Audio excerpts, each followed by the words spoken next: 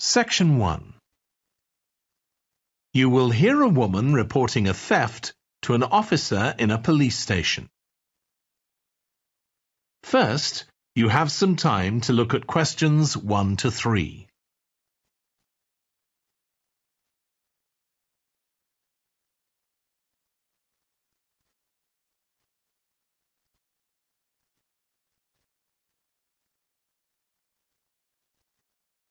You will see that there is an example that has been done for you. On this occasion only, the conversation relating to this will be played first. Good morning. What can I do for you? I want to report a theft. I had some things stolen out of my bag yesterday. I'm sorry to hear that. Right, so I'll need to take a few details. Can I start with your name? Louise Taylor. The woman's name is Louise Taylor. So Taylor has been written in the space. Now we shall begin. You should answer the questions as you listen, because you will not hear the recording a second time. Listen carefully and answer questions 1 to 3. Good morning. What can I do for you? I want to report a theft. I had some things stolen out of my bag yesterday. I'm sorry to hear that. Right, so I'll need to take a few details. Can I start with your name? Louise Taylor. Okay, thank you. And are you resident in the UK? No, I'm actually Canadian, though my mother was British. And your date of birth? December 14th, 1977. So you're just visiting this country? That's right. I come over most summers on business. I'm an interior designer, and I come over to buy old furniture, antiques, you know? There are some really lovely things around here, but you need to get out to the small towns. I've had a really good trip this year, until this happened. Okay. So you've been here quite a while? Yes, I'm here for 2 months. I go back next week. So, may I ask where you're staying now? Well, at present, I've got a place at Park Apartments. That's on King Street. I was staying at the Riverside Apartments on the same street, but the apartment there was only available for 6 weeks, so I had to find another one. Okay. And the apartment number? 15. Right. Before you hear the rest of the conversation, you have some time to look at questions 4 to 10.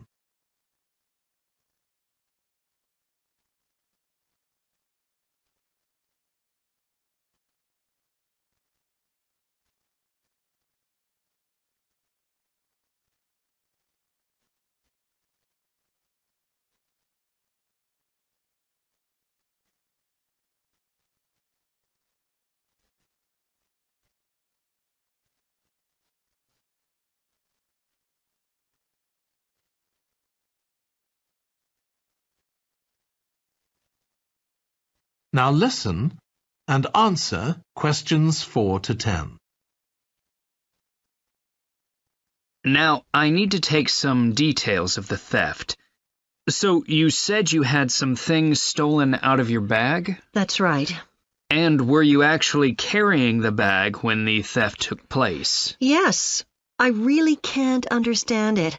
I had my backpack on, and I went into a supermarket to buy a few things, and when I opened it up, my wallet wasn't there. And what did your wallet have in it? Well, fortunately, I don't keep my credit cards in that wallet. I keep them with my passport in an inside compartment in my backpack, but there was quite a bit of cash there, about £250 sterling, I should think. I withdrew £300 from my account yesterday, but I did a bit of shopping, so I must have already spent about £50 of that. Okay.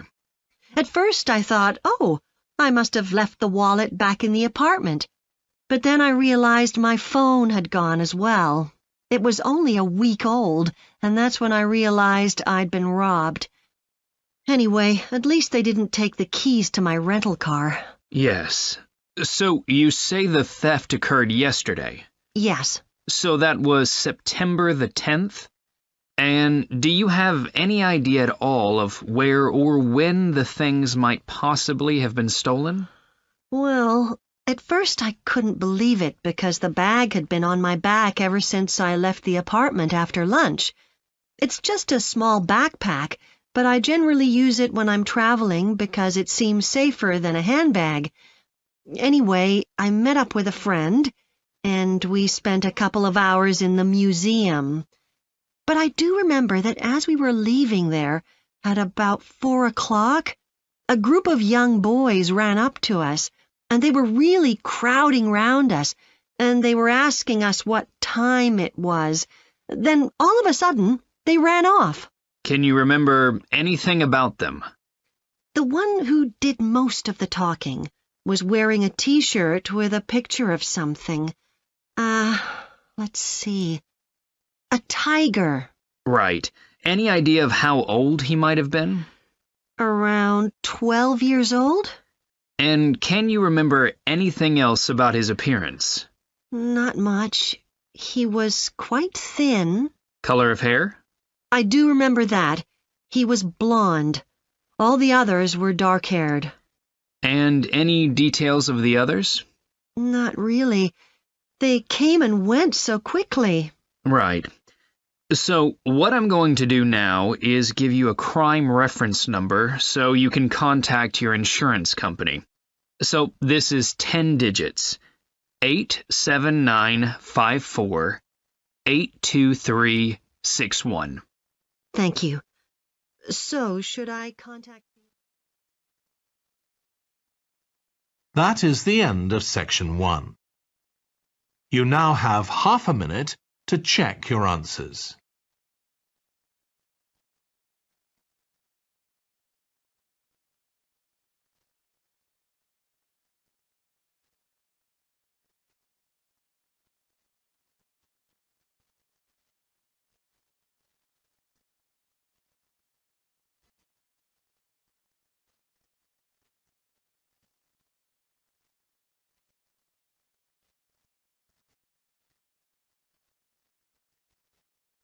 Now turn to section 2.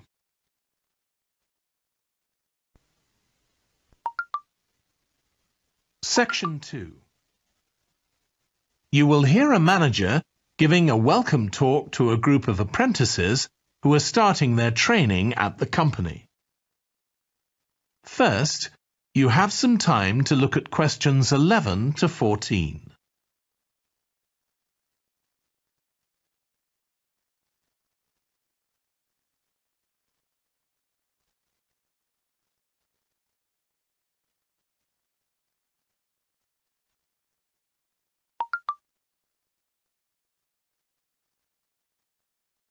Now listen carefully and answer questions 11 to 14. Good morning, everyone. My name's Janet Parker, and I'm the Human Resources Manager. We're very happy to welcome you to your new apprenticeship.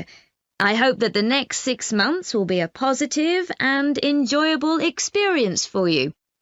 I'd like to start with some general advice about being an apprentice. Most of you have very little or no experience of working for a big organisation, and the first week or so may be quite challenging. There will be a lot of new information to take in, but don't worry too much about trying to remember everything. The important thing is to check with someone if you're not sure what to do. You'll find your supervisor is very approachable and won't mind explaining things or helping you out. You're here to learn, so make the most of that opportunity. You'll be spending time in different departments during your first week, so make an effort to talk to as many people as possible about their work. You'll make some new friends and find out lots of useful information. As well as having a supervisor, you'll each be assigned a mentor. This person will be someone who's recently completed an apprenticeship, and you'll meet with them on a weekly basis. Their role is to provide help and support throughout your apprenticeship. Of course, this doesn't mean they'll actually do any of your work for you. Instead, they'll be asking you about what goals you've achieved so far, as well as helping you to identify any areas for improvement. You can also discuss your more long-term ambitions with them as well. Before you hear the rest of the talk, you have some time to look at questions 15 to 20.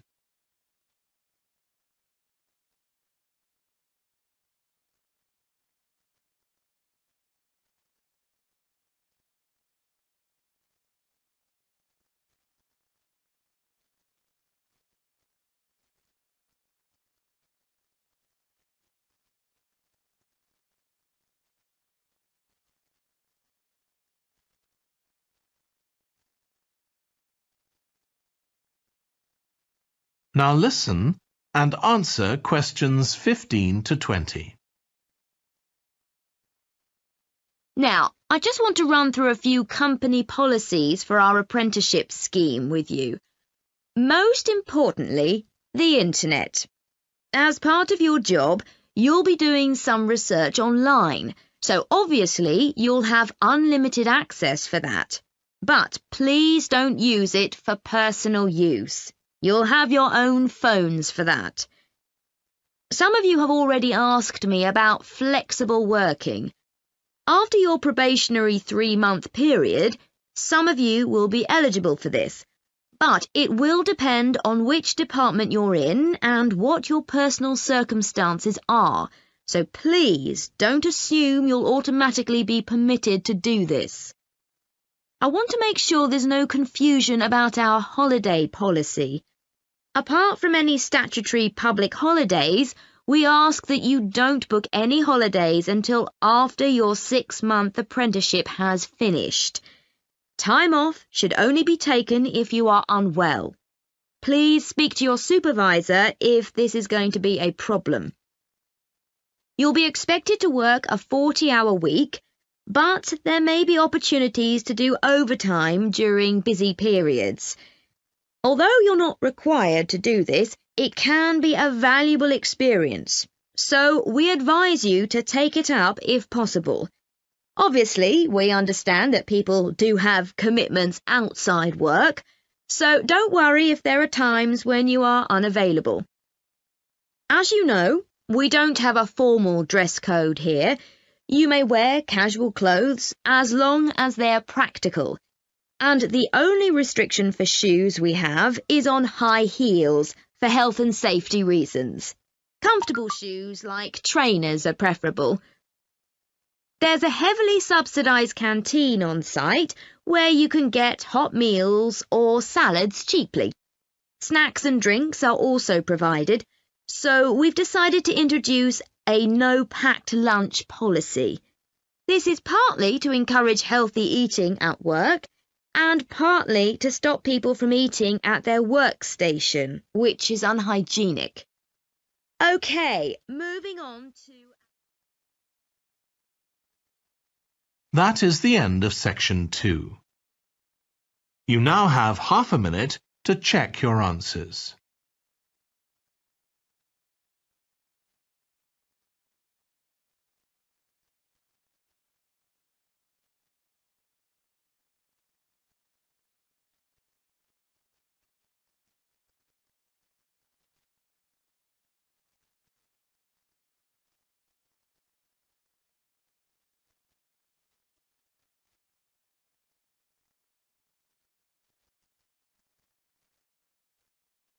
Now turn to section 3.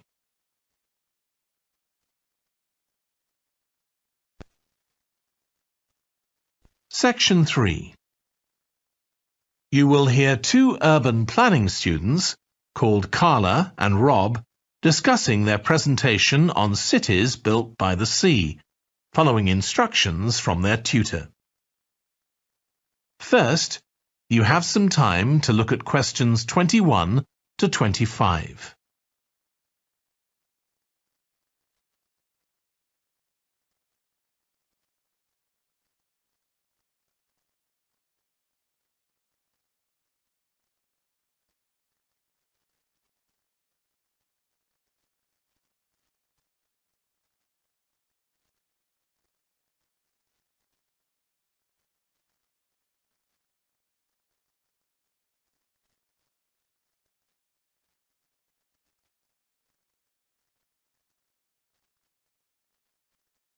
Now listen carefully and answer questions 21 to 25. Okay, so what I'd like you to do now is to talk to your partner about your presentations on urban planning. You should have done most of the reading now, so I'd like you to share your ideas and talk about the structure of your presentation and what you need to do next. OK, Rob, I'm glad we chose quite a specific topic. Cities built next to the sea. It made it much easier to find relevant information. Yeah, and cities are growing so quickly. I mean, we know that more than half the world's population lives in cities now. Yeah, though that's all cities, not just ones on the coast. But most of the biggest cities are actually built by the sea. I'd not realised that before. Nor me. And what's more, a lot of them are built at places where rivers come out into the sea, but apparently this can be a problem. Why? Well, as the city expands, agriculture and industry tend to spread further inland along the rivers, and so agriculture moves even further inland up the river. That's not necessarily a problem, except it means more and more pollutants are discharged into the rivers. So these are brought downstream to the cities? Right. Did you read that article about Miami on the east coast of the USA? No. Well, apparently back in the 1950s, they built channels to drain away the water in case of flooding. Sounds sensible. Yeah, they spent quite a lot of money on them, but what they didn't take into account was global warming. So they built the drainage channels too close to sea level, and now sea levels are rising, they're more or less useless. If there's a lot of rain, the water can't run away. There's nowhere for it to go. The whole design was faulty. So what are the authorities doing about it now? I don't know. I did read that they're aiming to stop disposing of wastewater into the ocean over the next 10 years. But that won't help with flood prevention now, will it? No, really, they just need to find the money for something to replace the drainage channels in order to protect against flooding now. But in the long term, they need to consider the whole ecosystem. Right. Really, though, coastal cities can't deal with their problems on their own, can they? I mean, they've got to start acting together at an international level instead of just doing their own thing. Absolutely. The thing is, everyone knows what the problems are, and environmentalists have a pretty good idea of what we should be doing about them, so they should be able to work together to some extent. But it's going to be a long time before countries come to a decision on what principles they're prepared to abide by. Yeah, if they ever do. Before you hear the rest of the discussion, you have some time to look at questions 26 to 30.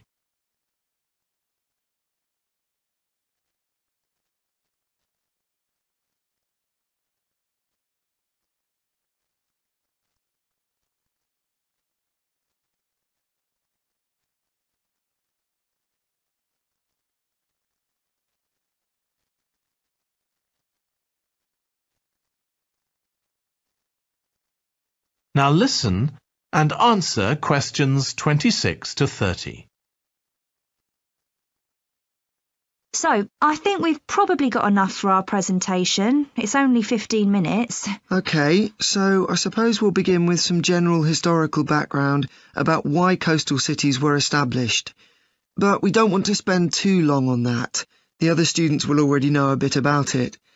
It's all to do with communications and so on. Yes. We should mention some geographical factors, things like wetlands and river estuaries and coastal erosion and so on.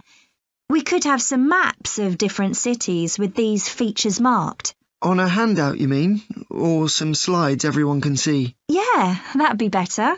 It'd be good to go into past mistakes in a bit more detail. Did you read that case study of the problems there were in New Orleans with flooding a few years ago? Yes, we could use that as the basis for that part of the talk. I don't think the other students will have read it, but they'll remember hearing about the flooding at the time. OK. So that's probably enough background. So then we'll go on to talk about what action's been taken to deal with the problems of coastal cities. OK. What else do we need to talk about? Maybe something on future risks, looking more at the long term if populations continue to grow? Yeah, we'll need to do a bit of work there. I haven't got much information, have you? No, we'll need to look at some websites. Shouldn't take too long. Okay. And I think we should end by talking about international implications. Maybe we could ask people in the audience. We've got people from quite a lot of different places. That'd be interesting, if we have time, yes. So now, shall we go on? That is the end of section 3. You now have half a minute to check your answers.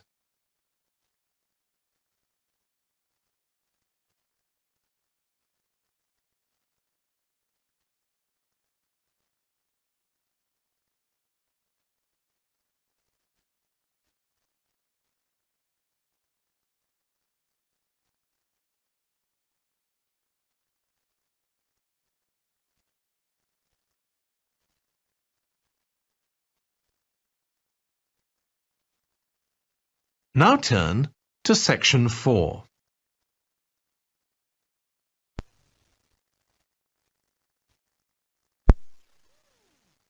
You will hear part of a lecture on renewable energy that uses the power of the sea. First, you have some time to look at questions 31 to 40.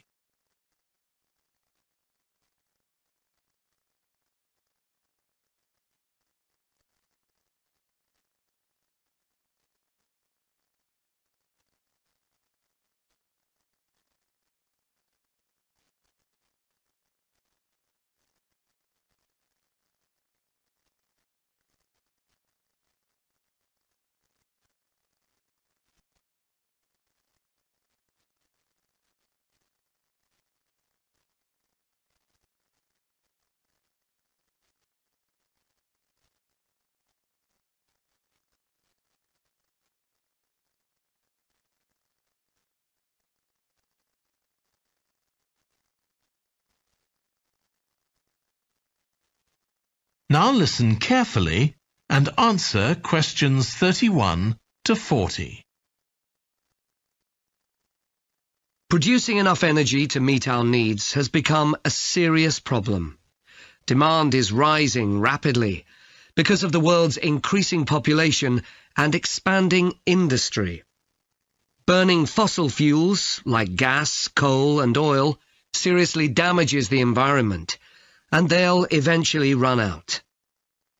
For a number of years now, scientists have been working out how we can derive energy from renewable sources, such as the sun and wind, without causing pollution.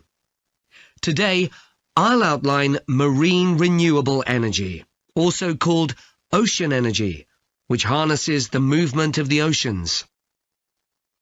Marine renewable energy can be divided into 3 main categories: wave energy, tidal energy, and ocean thermal energy conversion. And I'll say a few words about each one. First, wave energy. Numerous devices have been invented to harvest wave energy, with names such as Wave Dragon, the Penguin, and Mighty Whale. And research is going on to try and come up with a really efficient method. This form of energy has plenty of potential, as the source is constant, and there's no danger of waves coming to a standstill. Electricity can be generated using onshore systems, using a reservoir, or offshore systems. But the problem with ocean waves is that they're erratic, with the wind making them travel in every direction. This adds to the difficulty of creating efficient technology. Ideally, all the waves would travel smoothly and regularly along the same straight line. Another drawback is that sand and other sediment on the ocean floor might be stopped from flowing normally, which can lead to environmental problems.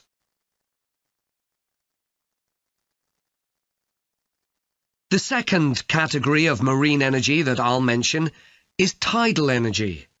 One major advantage of using the tide, rather than waves, as a source of energy, is that it's predictable.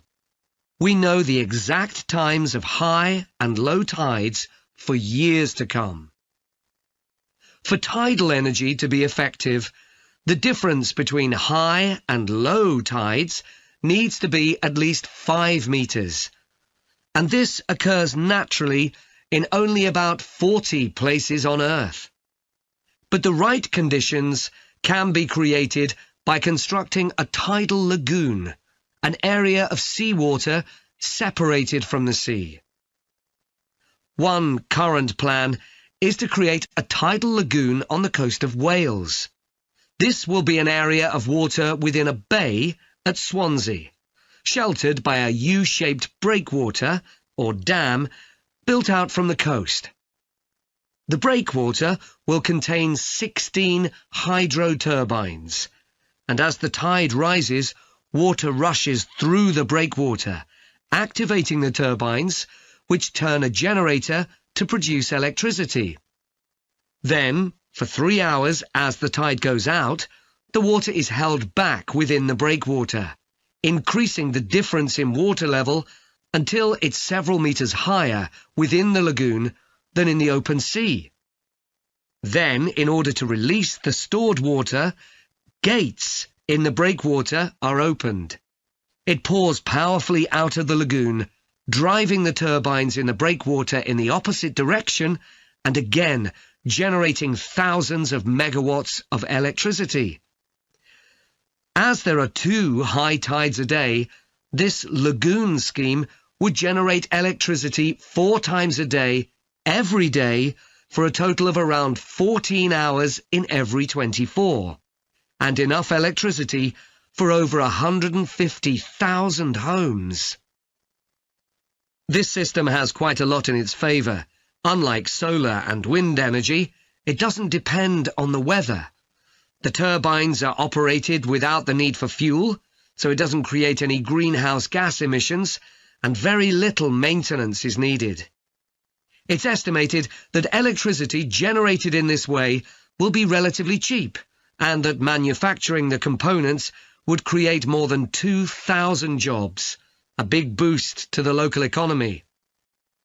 On the other hand, there are fears that lagoons might harm both fish and birds, for example by disturbing migration patterns and causing a build-up of silt, affecting local ecosystems.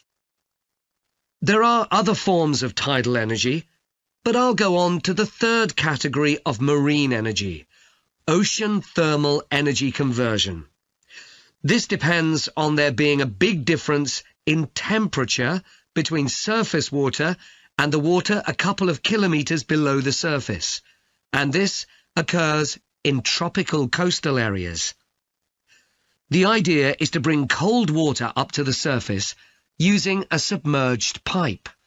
The concept dates back to 1881, when... That is the end of section 4.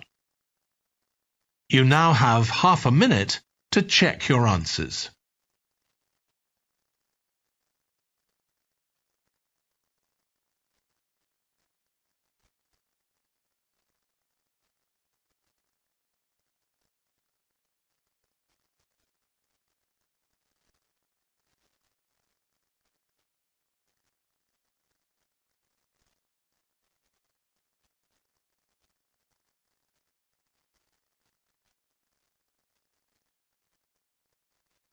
That is the end of the listening test.